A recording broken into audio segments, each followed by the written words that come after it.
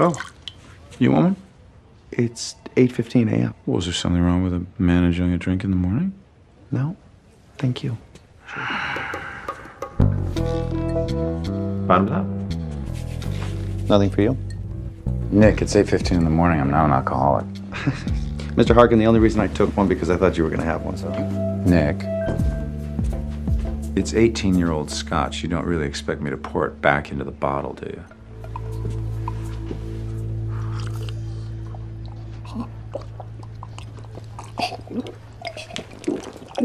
Hello again, whiskey tippers and spirit sippers. Welcome back, and today we're going to be tasting one that's been sitting on the shelf for far too long. Today we're going to be breaking out the Glenmorangie 18-year-old. Aged 18 years. The way I like it. Woo! Ready to taste this one and see what it's all about. Let's check out the Glenmorangie 18.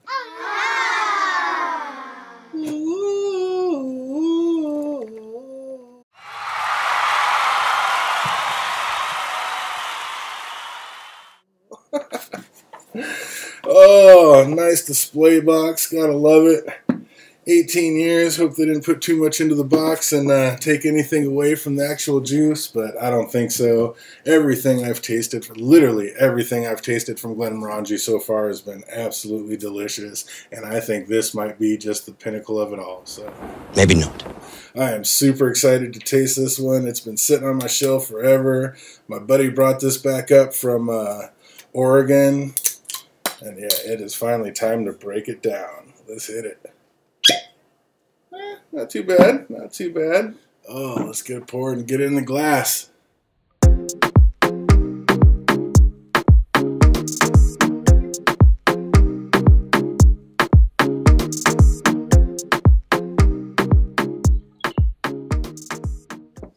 Oh, I am so excited to taste this. It's been way too long. Oh, this is just the part I hate the worst, but you already know it's been 18 years. 18 years old, so we're going to let it sit in the glass for 18 minutes and open up a bit. See you back in a minute. All right, 18 minutes is up, and I am excited to taste it. Let's get into this beautiful dram that is 18 years old. Right out of the gate, it's just kind of super lemon, honey. It's a little, I mean, it has like a sweet honey smell, but a tart. There's a tartness to it. Like a lemon zest behind it or something. Kind of has like the Game of Thrones Cardew. I go back to Game of Thrones reference for everybody that didn't know. I'm one of those guys that came in with the Game of Thrones collection. I was a rum guy, and the Giant Tamer hooked me up with the Game of Thrones collection last Christmas, and I have been hook, line, and sinker into whiskey ever since. But yeah, this has like a little bit of a sweeter Cardew smell. That's kind of crazy. Which was the House Targaryen Cardew. Yeah, almost like sweet tarts. Like they're like it's a little lemon and like sweet and sour a little bit, like sweet tarts. That's exactly what it smells like sweet tarts. That's crazy. Oh, that's interesting. All right, I'm super excited to taste this. Let's hit it. Slunch it. It's a little spicier and more of a pepper zing. It's got a nice long finish. It's still going. Kentucky hug, that nice little winter hug's coming back up. But yeah, it's a lot spicier. I thought this was going to be more of a sweeter. I thought this was going to be a lot more of a sweeter drink, but no, there's like a lot of spicy pepper, like a lot of spiciness and a pepper kick on that. It still just smells like sweet tarts, the candy. That's so funny. And I'm not a big candy guy. I haven't had a sweet tart in probably 30 years. But that's what the smell it reminds me of, a sweet tart. But the taste is, and there's not a whole lot there. It's just kind of a, nice little sweet, brisk. Of course, the second drink, there wasn't quite so much pepper kick in there. But yeah, kind of like a nice little zesty, tangy punch. Yeah, I gotta admit, this is 190 degrees different than what I thought it was going to be. I thought it was going to be super sweet honey nectar. This is more of a spicy tart drink. Interesting. Way different than what I thought it was going to be. Yeah, no, I mean, it's fine. It's just, there's not a whole lot there as far as flavor. It's just kind of, nice little spicy zing, watery kick. Let's put a little water in it and see if that opens it up at all. Yeah, that is interesting. That is way different than what I thought it was going to be. 3 little tiny drops of water in there. See if the water opens up anything and brings anything more out. Yeah, I really thought this was going to be a lot more of a sweeter, yeah, just more of a sweet flavor, period. But yeah, I thought this was going to be a sweeter whiskey, and there's nothing sweet about this one to me.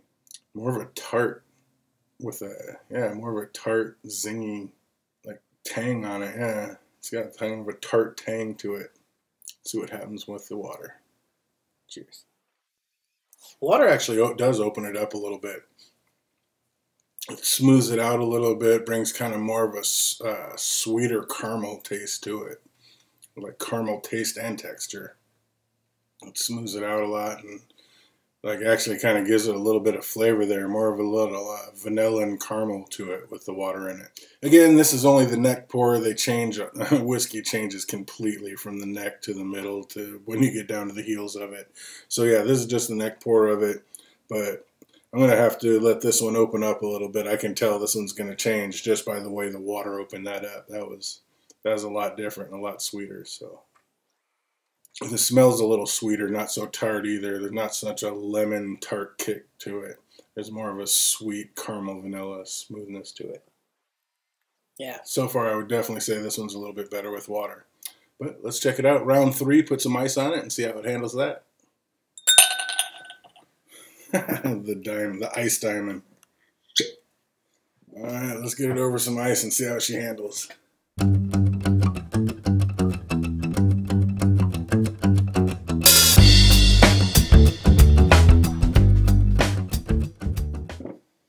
Let that cool off just a little bit. Yeah, I have to admit, I mean, it's so hard not to prejudge. I mean, you've tasted other things, so you're going to have, you're going to prejudge a little bit and be like, kind of think because most of the Glenmorangies are really sweet flavored, so it's different. I don't dislike it. I'm not in love with it right now. But like I said, I think that's just the neck pour. We're going to have to revisit this one when it gets down a little bit.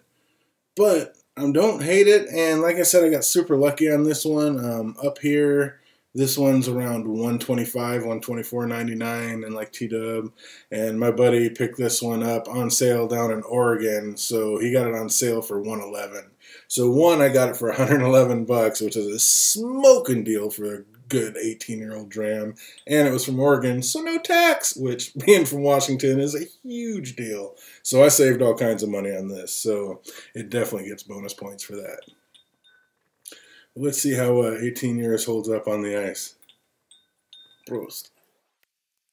Yeah, that's a different flavor altogether. It smells even sweeter over the ice. There's almost a sugary smell.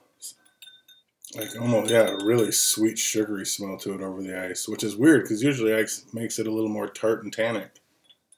Yeah, this one's throwing me for a loop. It's completely backwards and opposite of what I thought it was, what it's going to be, and what I'm used to. That's crazy. Almost like a grape juice. Like over ice, it's almost like a sweet grape juice. I tell you what, I might like this one over ice the best. It's definitely the sweetest. Yeah, for once, I usually like them neat. I do like a whole lot of whiskeys on ice.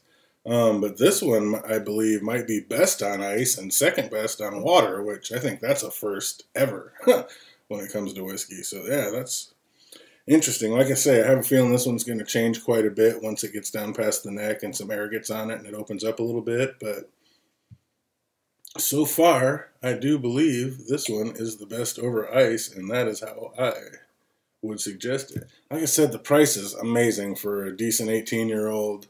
Can't really complain about $111 out the door. That's an amazing deal. But as far as the flavor and the taste go, I'd say over the ice, it's great. I think I'd just give this one basically a good solid 8. I think I'd give this one an 8 out of 10. No complaints. There's nothing bad about it. I don't drink it and like make faces. I mean, there's nothing unpleasant about it at all.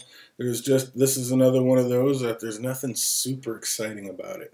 And I may have hyped myself up on this one a little bit because I was thinking Glenmorangie, 18 years old. I was like, oh my God, this is going to be amazing. And I may have hyped myself up a little bit too much on this one, but not giving up hope. Like I say, I think it's going to change quite a bit once I get down into it a little bit and once the air hits it and it has a chance to open up and breathe. So we're going to come back and revisit this one. But for right now, first impressions, I'm going to give this one an 8 out of 10 for the Glenmorangie 18. So yeah, that's going to do it for me. Obviously, we're going to keep them coming. We got a whole bunch more coming down the way. And yeah, the spirits are just going to keep flowing. So hope you guys are enjoying what you see for this rookie's walk through the world of whiskey and fine spirits. And until we see you next time, have a great week. Cheers.